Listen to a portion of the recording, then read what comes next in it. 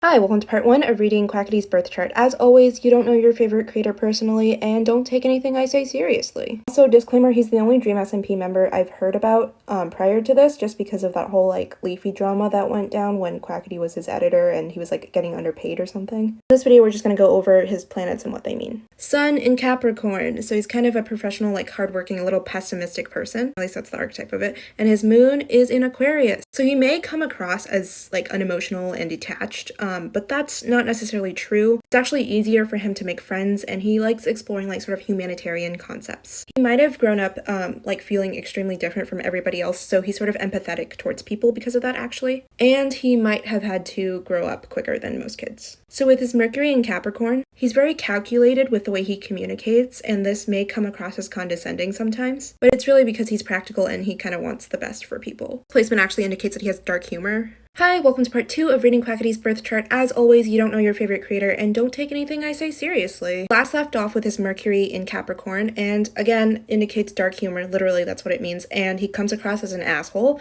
but at the same time, his words carry a certain authority to them. Venus in Aquarius, it's very easy for him to make friends. Quackity, more like quirkity, he's kind of a quirky and sociable person. This placement, along with the other placements, kind of indicates that he values the head over the heart. Mars in Scorpio, Dream has this placement, I have this placement, sexually magnetic, and a high drive, whether that's for work things or not safe for work things. Jupiter in Gemini, Jupiter expands everything it touches. Gemini is ruled by Mercury, so again, this reinforces the idea that he's good at communication. Again, a very social person. His Saturn is in Taurus, Sapnap's Saturn is in Taurus, and my Saturn is in Taurus. So Saturn is discipline, and Taurus is a very loyal sign. So this is somebody you can depend on, and he puts others before him. Reading the aspects in the next video. Hi, welcome to part 3 of reading Quackity's birth chart. As always, you don't know your favorite creators personally, and don't take anything I say seriously. So some of you guys told me that he was born at around 8 to 8:30 p.m. and that would make his ascendant Leo. That would make his chart ruled by the sun. So he comes across as upbeat. He's got a Scorpio IC, and this means that his home life is probably controlling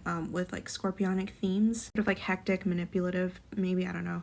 And then his 10th house is in Taurus, and his MC is about his public image, so he wants to seem competent and reliable. Money might be important to him because Taurus is ruled by Venus, and Venus has to do with how you handle money. His Venus sextile his Chiron. This has to do with how you love. Chiron is your wounded healer. In my opinion, this aspect indicates that he's good at love, not necessarily every relationship's gonna be perfect, but he's good at discerning what is healthy and what's not. Also, his Aquarius Venus sort of reinforces that idea. Also, relationships will be healing for him, also because he's got a Saturn Taurus, and because he takes care of everybody, he wants to be taken care of. Part 4 later. On to part 4 of reading Quackity's birth chart. Again, you don't know your favorite creators personally, and don't take anything I say seriously. His Venus is squared his Saturn. He has high standards in general and may isolate and hold himself back because he doesn't feel good enough. Again, this aspect indicates that he just wants to be loved. He might be good with money because of money issues in the past. He's also got a Sun conjunct Mercury in Capricorn, and I've said this once and I'll say it again.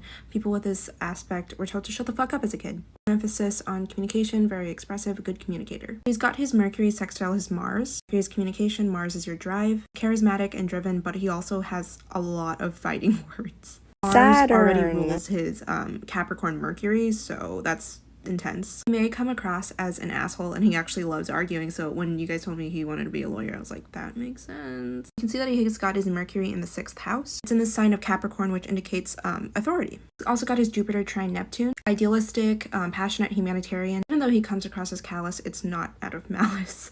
Hi, welcome to this Quackity correction video. Basically, I made a mistake and I said he was born in the PM instead of the AM, and that makes him a Capricorn ascendant instead of a Leo ascendant. I think the birth time is somewhat accurate because that would make his moon fall into his 1st house, and people with moon in their 1st house tend to have baby faces. I have Cancer in my 1st house, and that's ruled by the moon, and I have the cheeks, I don't know. Anyways, he's a thoughtful leader who kind of sort of hides his soft side. His IC is in Taurus, so that means he values security and hard work, but more so in private. His chart ruler falls here, so discipline is important for him, and he's pretty chill. It still suggests an intense childhood though. His MC is in Scorpio. Your MC is how you come across on social media, so he comes across as intense, and this indicates that he really, really values privacy.